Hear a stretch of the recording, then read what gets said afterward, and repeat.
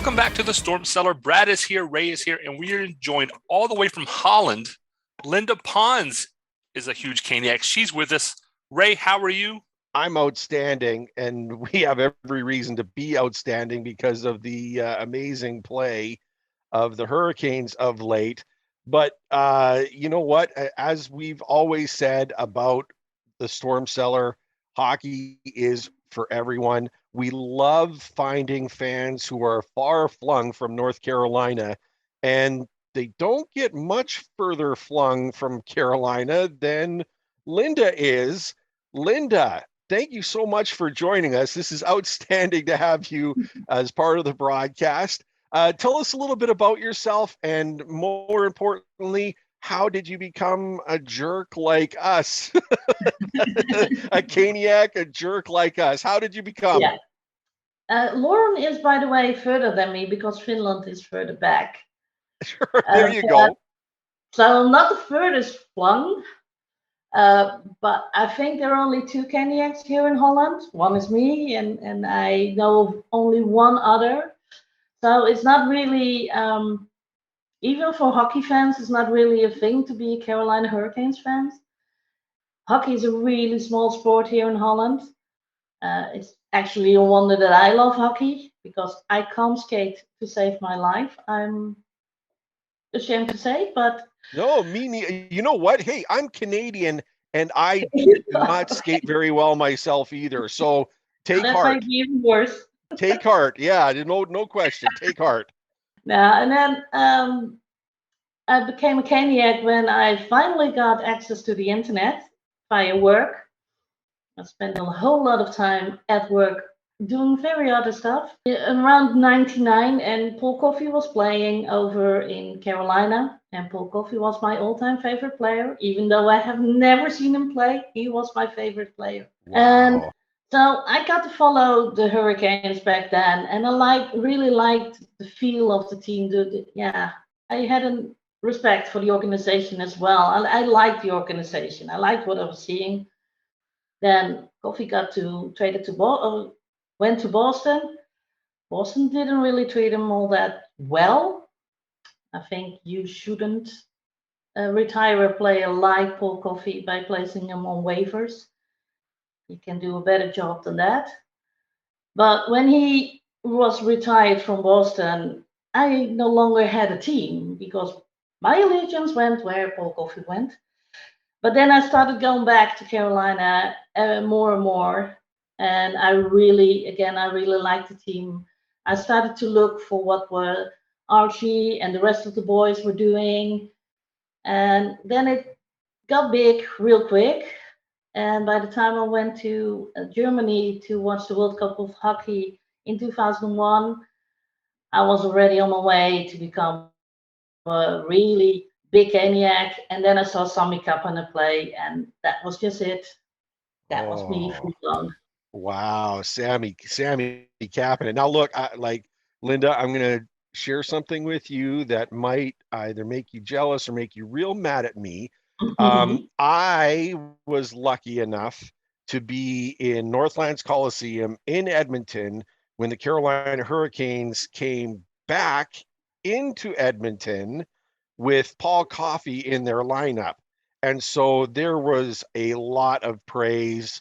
We all got to stand and cheer. Of course, Paul Coffey made his name in Edmonton with those amazing Oilers squads. And it was nice to see how well the fans treated him, remembering what he did for that squad. That game, if I recall correctly, ended in a tie. Paul Coffey played great. He was rejuvenated, but you could really feel the energy when they did that special little video, welcome back, Paul, to the arena. It was really nice. He kind of came out onto the ice, did a little a half thing in front of the bench, raised his stick. It was beautiful through and through. It was a joy to watch him play live. I saw him play live many times as an Oiler, and he sure put the boots to the Whalers whenever he could, because he was that great. He was that great. But having him on our side, you're right. There's a reason to cheer, a reason to feel good about. So yeah, and the fact that you got it. Now here's where I'm jealous. You getting a chance to see those world championships. Absolutely. That's an extra special because those are like the best of the best arriving per team, and they may not be playing for your country, but to see that much talent on the ice and to see Sami Kapanen playing with his fellow Finns, oh my goodness, lots to feel good about there. My God, I'm jealous of you there, no question. You hit on something, Ray. I told Linda before the show, I'm also a huge Paul Coffey fan. So I said, we're going to be besties. Ray, you said, he kind of rejuvenated his career a little bit in Carolina. He put up 68 points, I think, in 2 seasons, Carolina, which was much better than he had been doing in Philadelphia and Toronto. But I'll try and make this a quick anecdote. I was living in Raleigh, dating a young lady from Boston. We were in Boston. The Hurricanes were playing at the Garden, which was either TD Bank at the time or whatever they were calling it that week. Right. And so I'm in the very last row, as far away from the ice as you can be, were the only seats I could get. I'm sitting beside a guy. He was from Dorchester, so he's a dot guy, and he's thick Boston accent. And he and I at first, I'm wearing my Hurricanes jersey. My wife is like, "Don't." I'm like, "Nah, I'll be fine." But I'm a little nervous, right? But this guy, he and I are chit chatting, and we're talking. I go, "Oh yeah, Paul Coffey's my favorite player." And he goes, "Filta." You like? Oh God, Filta. He's brutal, man. He's brutal. I don't like. And I'm like. I'm kind of looking at my wife. I'm like, is he saying filter? I don't quite understand this guy. And he looks at me and he sees my expression. He goes, "You don't know about filter?" I'm like, "No." He goes, "He's a coffee filter kid. He lets everything through." Oh. And I went, "Oh." I said, A, that's wicked funny, but B, I'm kind of heartbroken. Yeah, no question. That's my Paul Coffey in Boston story. Yeah, they didn't do well for him there. That's for sure. Was not pretty. Yeah, when you get that kind of nickname filter, that's pretty smart though. So Linda, you kind of I think went from being a Paul Coffey fan to a Hurricanes fan at just the right time because you slid in there right as we started approaching 2002 when things start improving for the Hurricanes. Yeah. In earnest. Yeah, that was definitely. I was so glad to be a Caniac already by then. It was an amazing season, and it made me feel really proud. And here in Holland, if they're hockey fans, are usually fans of the original 6, and so they kind of like look down upon me because I'm a Carolina Hurricanes fan. And that season, I could say, well, hey, it's a good time to be a Carolina Hurricanes fan because, they were amazing, and nobody knew, and we did. Isn't it nice when you know something that others don't or others aren't paying attention to, and it shows. Yeah, that's what I love, the rewards for teams and fans that are, we've said this phrase before, long suffering. There's a reason why you like the team. They're struggling, they're trying to put together, but your faith in the team is then rewarded over time. And like Brad said, in 2002 things start to get better, and of course, in 2006, now I have to ask you, Stanley Cup, I know where I was. Where were you? Tell us about this, because that had to be great. Yeah. Well, for me, of course, it was in the middle of the night. The game then starts at 2 a.m. for me. But I was right behind my computer. I could only listen in, so I only had Chuck with the letter K explaining everything to me. Then I always, every time the memory comes up on my Facebook, I always remember people that was the day I got into work still a bit drunk. Because by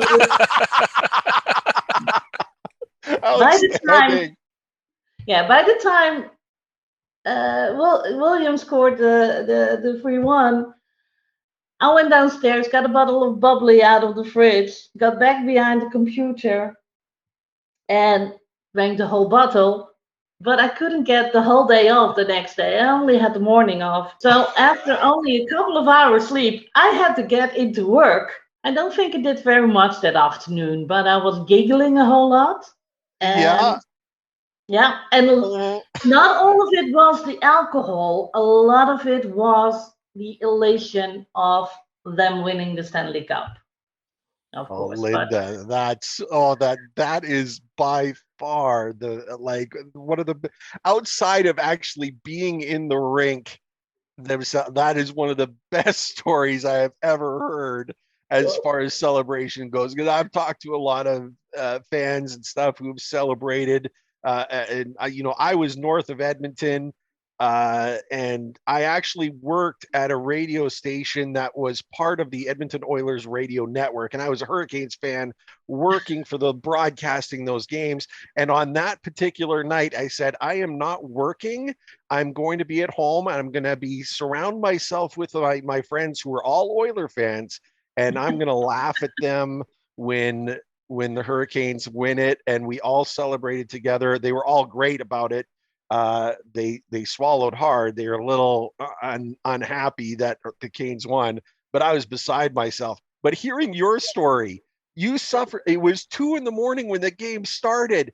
How, when the game how started, loud how loud did you scream when those goals went in? I mean, honestly, you must have kept the whole block awake. yeah, and that was not the first time. In 2002, I did it a couple of times as well. I know for one of Waleen's overtime's goals, that was around 4:30, 5 a.m. in the morning, and I really shouted really loud. So my neighbors must have hated me back then. Yeah, That is so outstanding, Linda. Oh my yeah, gosh, that makes me feel so good hearing those great stories and stuff. Celebration through and through, and that's dedication. Brad, 2 o'clock in the morning. I know, and we see on message boards and stuff a lot of fans who struggle because the Canes go to the West Coast, right? Oh my God, how are we going to be able to watch these? 11 You know p.m. what? Those fans need to turn it off and take a page out of Linda's book and understand if you want dedication, if you Yep, want to be a true Caniac, Linda, yep, you've got the rights to that right there, 2 o'clock in the morning. So you need to yep. send your mess. We're going to help send your message to these other fans and let them know to toughen up a little bit and stay with the team because Linda's doing her part from Yep. Holland. Let me tell you, so this is awesome. A lot of our Awesome. Twitter folks have been falling asleep for Canes After Dark. You guys know who you are. Personally, I get all jacked up on Mountain Dew and then I'm good to go for the game. But I'm sitting there going, in 2002, so the game probably started probably even later because it was a finals game. It probably started at around 3 a.m. for Linda. Triple overtime, which means Linda's Oh, probably at work when the game the game when the is game's finishing up. over. Oh Like my it goodness. had to have No, been. no, no. I know I didn't have to go into work, so I did. Indeed, it started at 2 a.m. in the morning as well, and then I think I fell asleep about 6 a.m. So I Oh my didn't I goodness. didn't even get to hear the winning goal out of Larionov because by then I was asleep because I couldn't stay awake. Oh, At the time, And I that would have said that was great. Looking like now I can kind of smile about it, but at that moment, I'd have been like, yeah, I'd enjoy. I'd have rather been asleep because that was a crushing defeat after they had it played was. so well and come out of nowhere. And that kind of ties into what we're seeing now with McDavid. I'm gonna tangent for a second, but with McDavid, there's kind of a movement like he should be getting more calls. He's hooked and pulled and held and all the other things constantly. They need to get tougher on the rules. And the whole reason the Hurricanes won the cup was because that was the post lockout year, and they said we're going to crack down and we want these guys to skate. This is going to be more of an international style, free flowing, and they won the cup. And now here we are, 2021. I mean, McDavid is those couple of goals that have made the Oh, highlights. I don't know how he does it. But then you look at the team and the way the team is playing, and it's very reminiscent of that 2006 style. Yep, It's very open. There's a lot of passing. It's yep. back and forth. That Ducks game, if you could say, Brad, Ducks Hurricanes Stanley Cup Finals for 7 games, I could watch 7 games just like that Ducks game of the night. That was a ton of fun. it Lots was of back and that. forth. Loved it. Could you believe the friggin' point blank saves that were made? And there was like it was unbelievable. Like what our goaltending, right from everyone, our goaltender, from every goaltender we put in net is standing on their head, making unbelievable saves they have no business making, keeping us in the game. And then we find a way. They're passing the puck, they're skating hard, they're pressuring. How about that pass to on Bear's goal for the Ducks? Natchez, like kitty corner across the ice from the top left blue line all the way to the bottom right of the net, where Ethan Bear is sneaking in the back door and puts in what a beautiful goal that tough was. angle shot too. I mean, that was Very a gorgeous tough goal. And Gibson was over. Like, he still it wasn't like Gibson. I heard a lot of announcers say that, maybe Gibson didn't realize that Ethan Bear was sneaking through the back door there, and he got over in time, and Bear still sniped it. So you know what? It was beautiful shot, well placed, but the sight and the passing, this team's very, very exciting right now, just like Brad was pointing out. And Linda, let's talk about the guy who got the winning goal that night.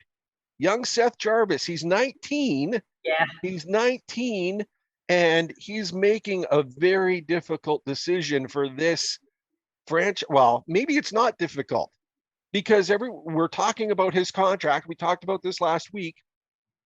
He's 19 years old, and he's playing phenomenally during his stay.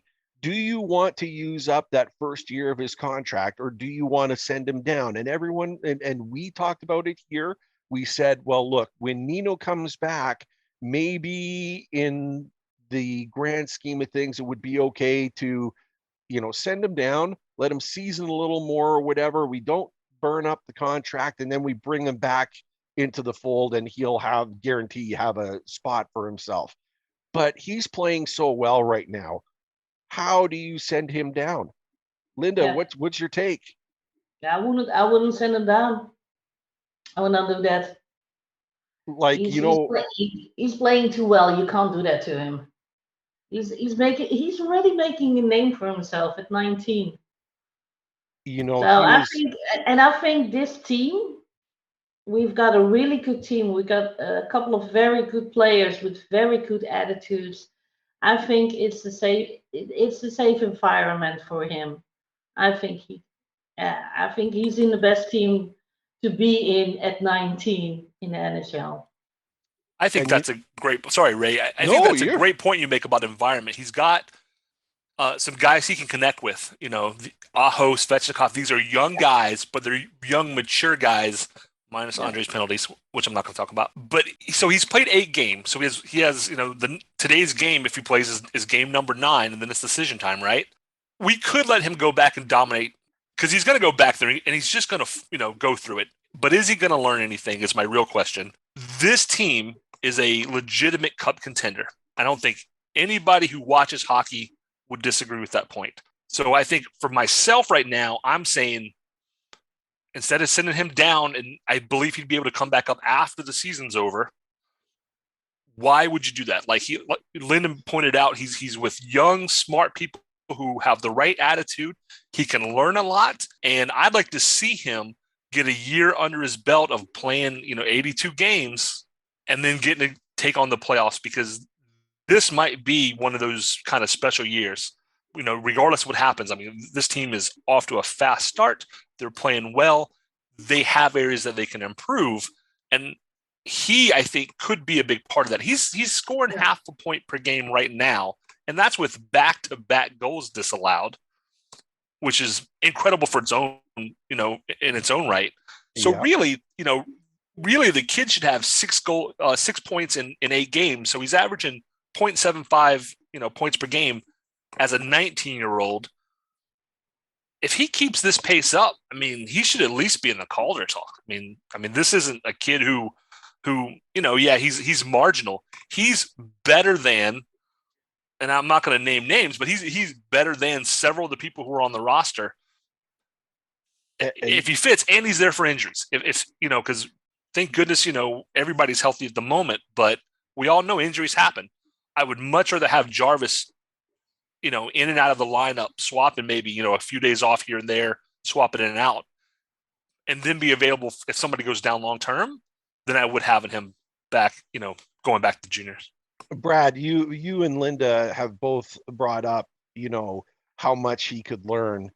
Is there any person that you would rather have be his coach than Rod Brindamore right now? I can't think of anyone. Rod Brindamore, and we talked about this, by inserting him into the lineup and putting Jarvis in spots like the power play line, power play 2. Rod doesn't like to call them power play 1 and power play 2. Just put him on the power play. That's his philosophy and stuff. By giving him that jolt of confidence and belief, I think we're seeing him, like, Rod's just able to pull the best out of Seth Jarvis, and Jarvis is going to, like, again, that whole continuing good things feed more good things wheel.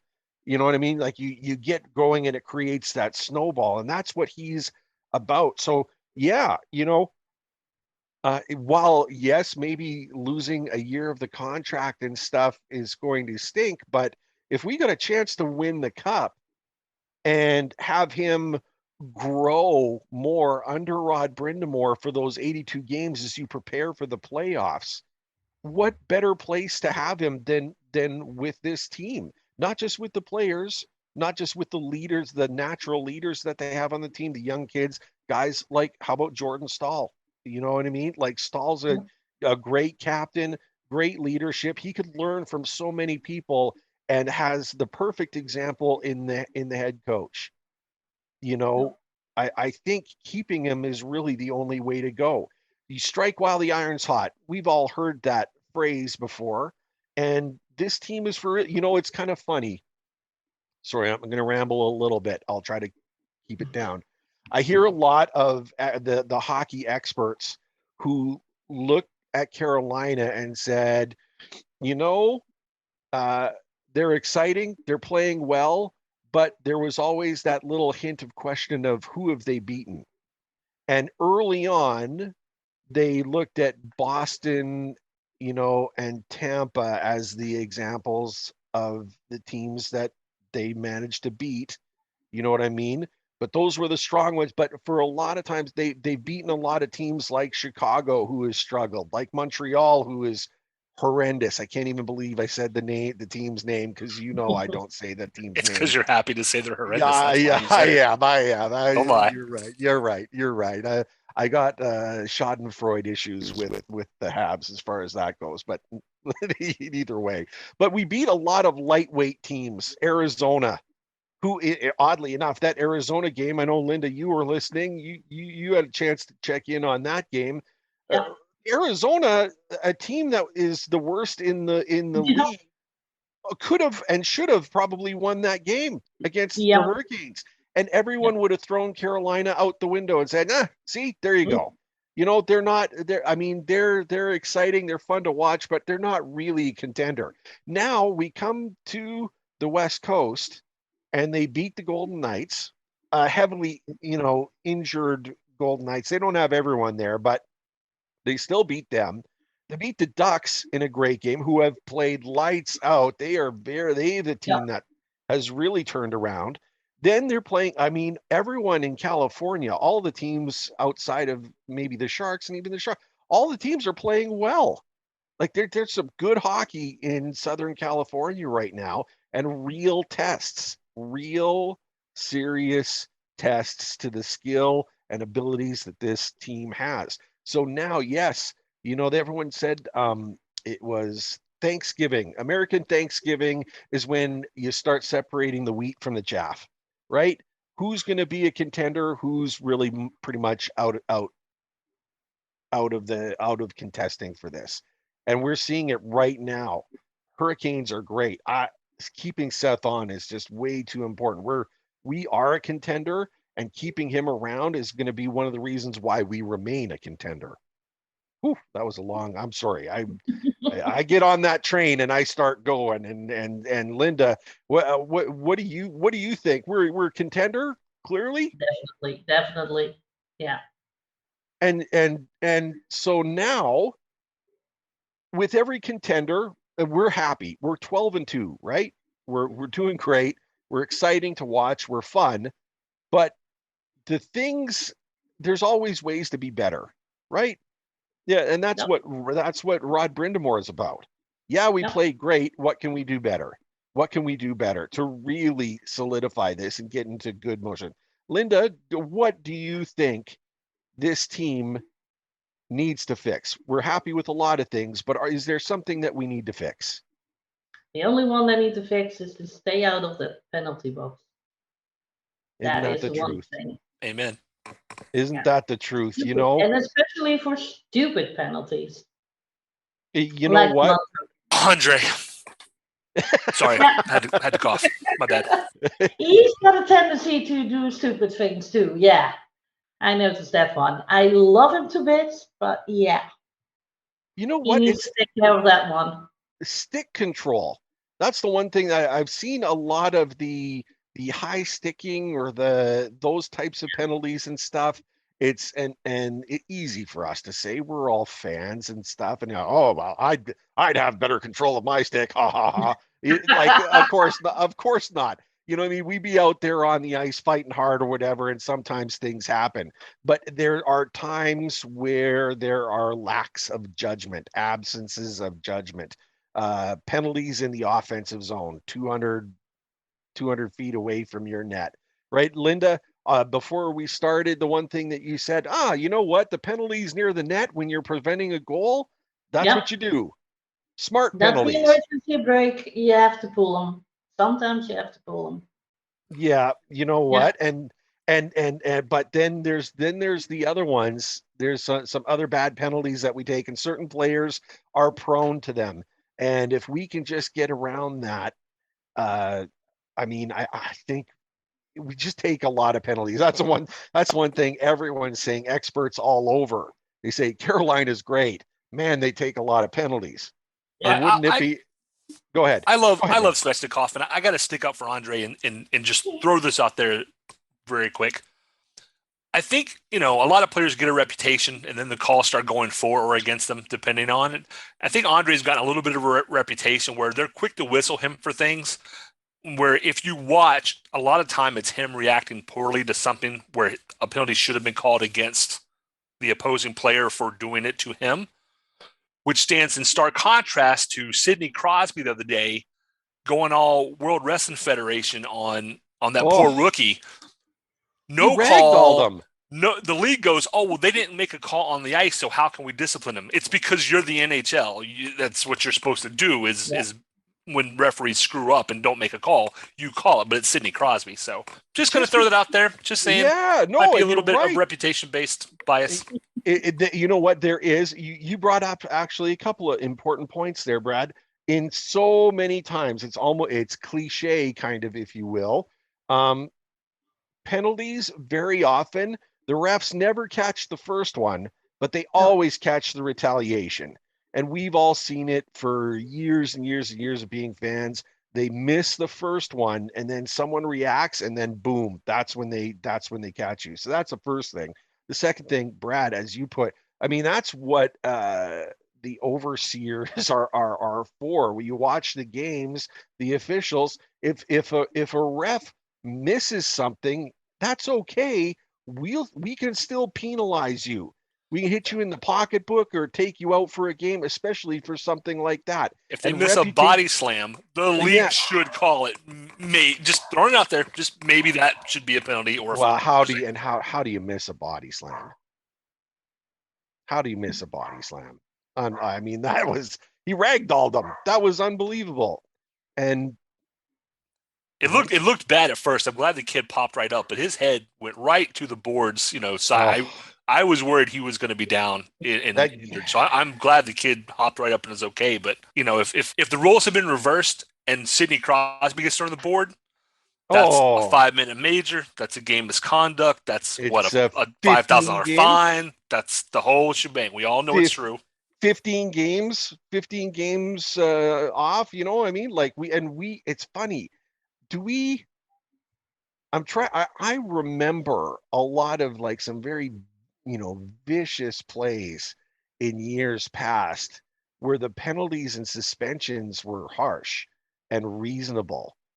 This now, are we seeing them again? Or is it a lighter sentences for everyone, or they're just not paying attention? I don't know what the case is. I don't think the suspensions are what they should be for some really awful plays out there.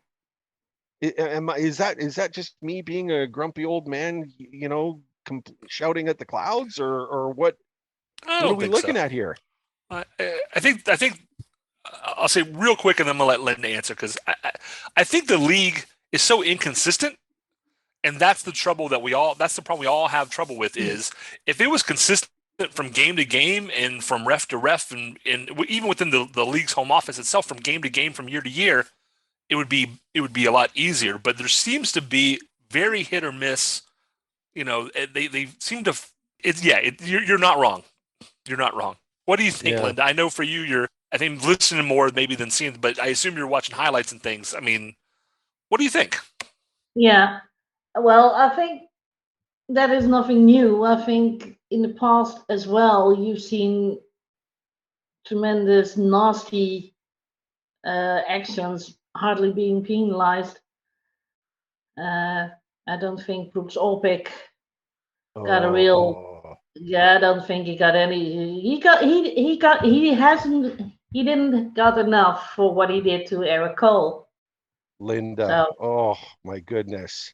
did I? That Did he's I? a he's a man that will forever remain named something Yeah, slightly different. I adjust his name ever so slightly for what I think of him, and we're yeah, a family-friendly program, so I won't yeah. say his name.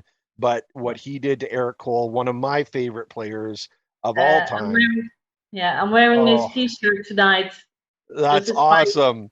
Nice. Love it. Love it. Love it. Oh, Aaron, see now, Oh, Linda, I love you even more now, Linda. That's fantastic. And I'm going to change gears since you brought up your shirt, Linda. So Linda sent us some pictures, and Linda, maybe with your permission, I can maybe share these on social yeah, media. Um, yeah. You have you? can. Did you see the pictures, Ray, in our inbox I in haven't I Facebook? haven't seen them yet. No. So there's a stack of T-shirts, and I mean, there's it's a foot tall stack of T-shirts. I'm guessing Holy there's cow. 15 jerseys. There's a I see an Ayers jersey, a Wallin, a Hedekin, an Aho. She has a black Skinner like I have, which Yeah, I still love the jersey Nice. at least. Oh, You got some really cool stuff in here, Linda. Like yeah, I feel like I need to go to eBay and buy a bunch of Kane stuff right now to play catch up because there is some Linda. really cool stuff in your collection here. Can you tell yeah. us where have you bought this stuff online or have people like how did you amass this really cool collection? Well, I've been to Carolina now for 6 times.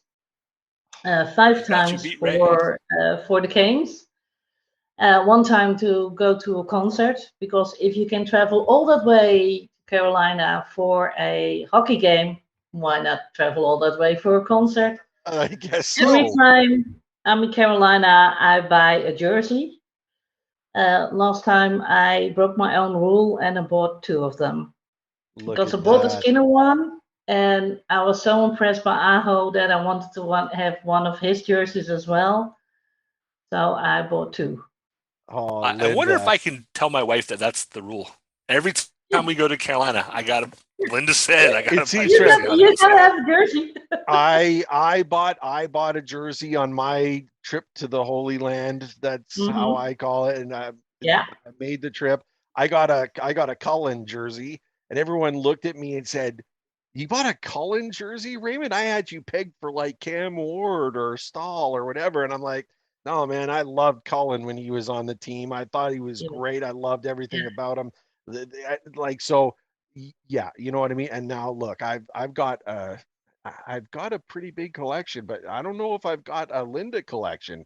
I see hearing the names that you rattled off for jerseys and stuff. That's pretty impressive. That's So- pretty awesome. So, Yeah.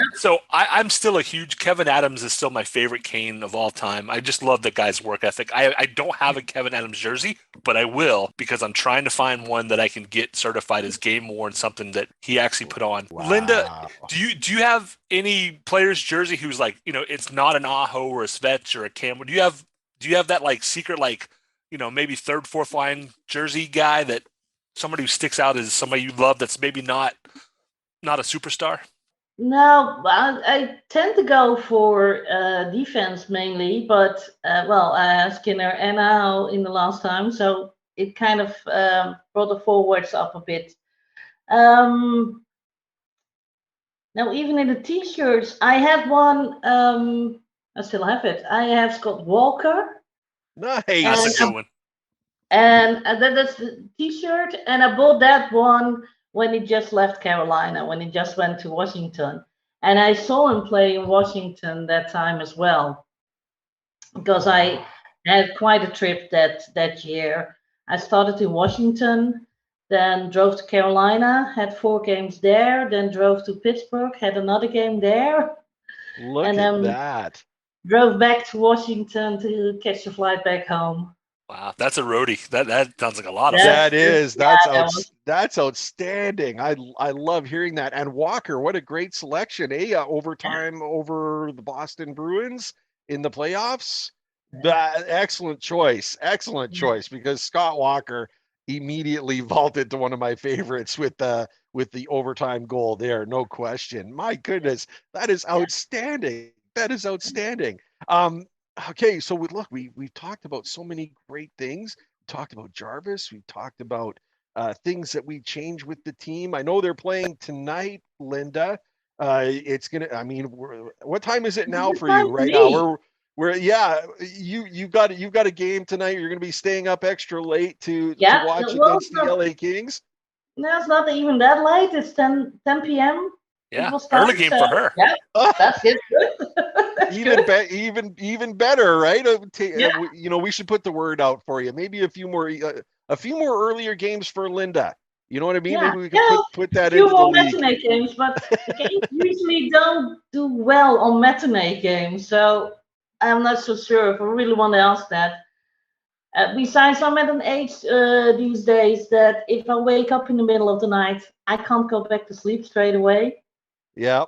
But then I usually grab the phone, and if the Canes are playing, I will watch me some Carolina Good Hurricanes. for you. Oh man.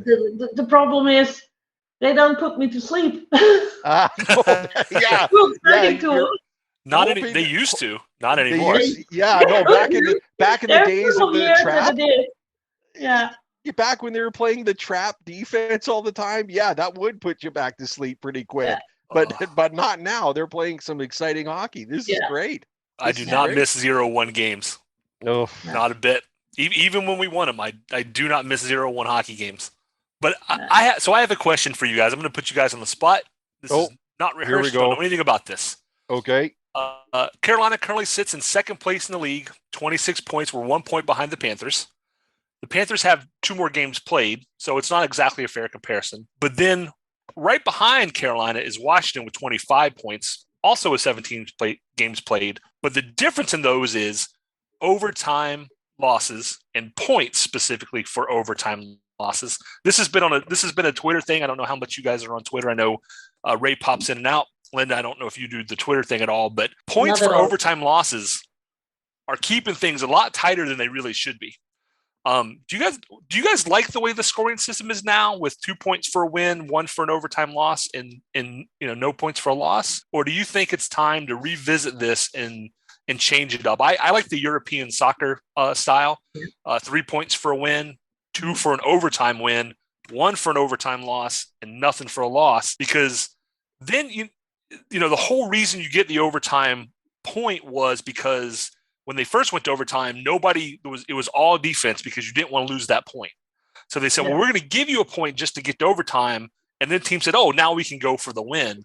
But I feel like now that means that winning in regulation just isn't the same, because via the system I'm talking about, the Hurricanes would be well in advance of the league, as they should be. Being the only 13-win team, they should be well out in front of everybody, and they're not. So, Linda, that's more of a European style scoring. Yeah. Are you happy with what we have, or do you think that we could make things better? For years, I've said that the European style of scoring would not work for the Carolina Hurricanes because they had so many tight games that I didn't want to take that risk because then we would get 2 points too often. But now they're the way they're playing now. Yeah, let's go. Have 3 points don't play the for a Predators, right? regulation win. I think indeed is better because if you win in regulation, that means that you've done more in regulation. So having the same payment for a regulation win and an overtime win, I think is not that fair. Linda, for me, I've been a proponent of Brad's suggestion for many a year.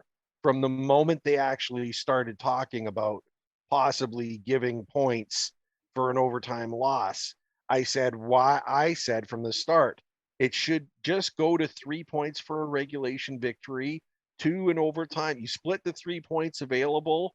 Yeah. If you both get to overtime, split the 3 points available or none. Just make every game worth 3 points. Every game worth 3 points, and you'll divide it up however you divide it up. Win in regulation, you get all 3.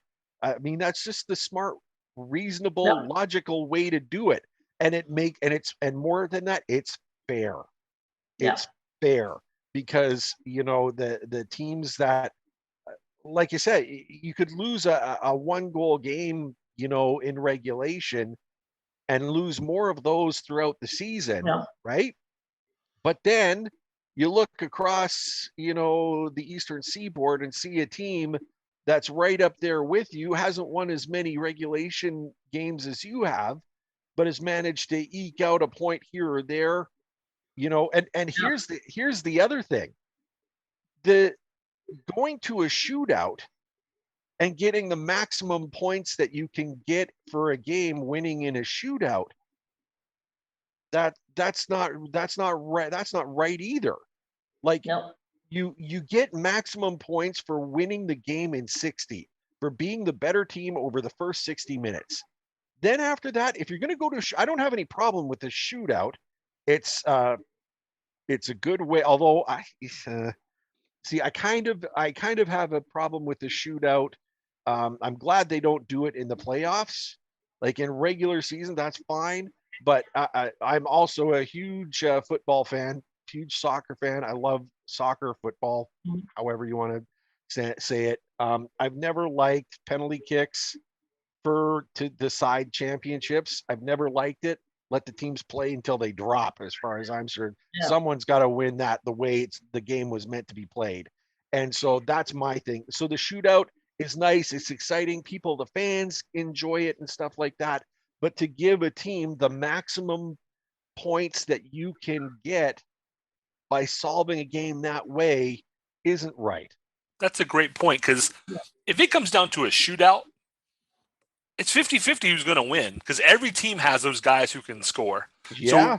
So it's a coin. No, you could dominate and just not get bounces for 65 minutes and then just flip a coin. And I like the way you phrase it, though. It's a game. You kind of put it into a game is worth 3 points. And now it's just a question of how do we divvy them up? And I like that. So if a game is worth 3 points, no matter what, if you win it, you get them all. If you win it in overtime or a shootout, you get some of them, but not all of them. And if you lose, you lose. I like thinking of a game as being worth a set number of points in that way, because Washington, even though we have 2 games in hand, they're 1 point behind us, and they really should be probably 4 or 5 points behind us because they only have 10 wins and we have 13. So it's something that's popped up. It comes up every now and again. I think maybe when you're on the side of it that we are as Caniacs, maybe it's a little more important to us because we aren't doing those, overtime, a lot of overtime losses like we have in years past. But I thought it made for an interesting, It's a great question. And look, I've been, there's been many a night in the past as a fan where I've been very thankful that they got to overtime. In games where the team has struggled and not played well, but they somehow managed to, like when they score that late goal with 10 seconds left in the game to get to overtime that gets them a point, I'm like, hallelujah, right? Like, yeah, we've got a point. Whatever happens, it doesn't matter. We've got a point. But it just doesn't, it's as far as fairness goes, just not the same. I just want everything to be equal for all, and reasonable. And it's just it seems like a logic. I don't ever understand why they didn't increase it there was part of me that actually wondered if the league itself didn't want to make every game worth 3 points because they are as a way of protecting the record books somehow, because they do keep records of teams that have had finished a season with 100 and X points, right? Well, if you're a team getting 3 points, well, those records blow up immediately. If every point is worth more, then the record books don't mean as much or whatever. I don't know if that's maybe why they wanted to keep it that way. Maybe it's just the grumpy old guys, yelling at clouds that say, no, you're not going to take, a game is worth 2 points. And that's, maybe that's the way. I don't know. I never understood it. But Linda, I've got to tell you, I am so honored that you have joined us for this. I bow to your Caniac prowess and your commitment to this team, not only in a number of trips that you've made to Raleigh, because I'm super jealous of that. I've only made one. You're on 6. I got a lot of work to do to catch up. So I'm going to try to catch up, I swear. But it's unbelievable. You stayed with, and your story about the Stanley Cup victory and your celebration and inebriation. Don't worry, we won't call the officials. I'm telling you, Linda, that puts you right at the top of one of the greatest Caniacs that I know. So Linda, thank you so much for joining us and sharing your story. I mean, I won't speak for Brad, but I know what he's feeling. You could see the smile on his face get so big when you were sharing those stories and telling us about your dedication at 2 a.m. I mean, that's what it's all about. That's what makes us feel good. That's what that's what family's all about. It goes beyond. Like, I love seeing stories like that from Hurricanes fans, and to have you, I wish we could have you here more often. A Caniac of your prowess. My goodness, awesome, everything about it. Thank you. We have a game here in 3 hours. It's a little less than 3 hours. Today will be Teravainen's 350th game with Carolina, regular season game with Carolina, and he's sitting on 99 goals. Oh, yeah. Turbo's getting 100 today. I'm calling it now. Yeah, has to. But I'll be watching. I'll be watching the whole game live. So beautiful. He has to. Prediction for tonight's game, Linda? What do you think? Of course. A win is a win. A win is a win. Do you want to call a score? Do you want to get more specific, or? Who are we playing tonight? It's the Kings, the LA Kings, who have been very strong this season. They've had another turnaround season themselves. They've been playing really quite well. Likely to see Jonathan Quick in goal. I assume it's going to be Quick and Anderson. So it should be a goaltending matchup, but no question. Okay. So you calling a win? Calling a win 2-1. 2-1. Nice. I'll take it. That would be great. You know what? I'm going to say this could be another 3. I'll say 3-1. And last time I said Teravainen got the game winner, he did. I would love to see him get the game winner, be his 100th goal. Yeah. So there it is. Teravainen with the winner. If he gets the winner, listen out, because we'll hear Laurel screaming for Finland. Yes, listen carefully. You'll hear her in Finland. She'll be screaming for sure, almost as loud as Linda's cheering. That's for sure. So this is awesome.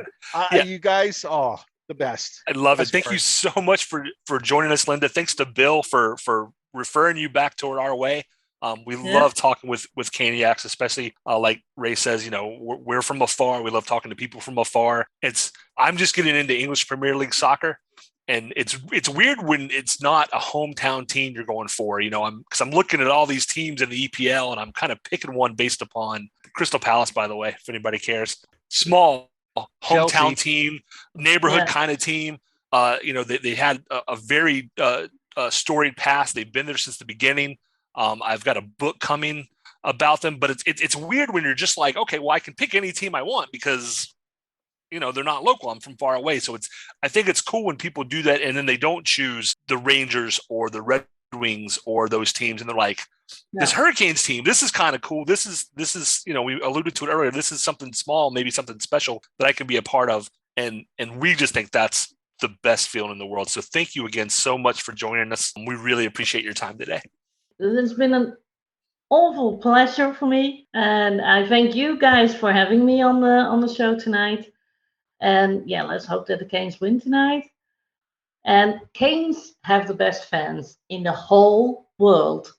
And Paul, Lauren, me, we're all Raymond, we're all proof of that, I think. Absolutely. I guess there's really only one thing left then, Brad, right? Go Canes. Go Canes. Let's go Canes. Thank you everyone for tuning in. Ray and I greatly appreciate your support in helping us produce an informative and fun podcast. As always, we'd like to say that we believe hockey is for everyone. Whether you're a Caniac or a bunch of jerks, doesn't matter, as we're just a couple of jerks anyway. We would love to hear your questions, comments, and suggestions. We will do our best to answer anything hockey related. You can reach us via email at stormcellar97@gmail.com. On Twitter, we are at stormcellar97, and on Facebook at facebook.com/stormcellar97.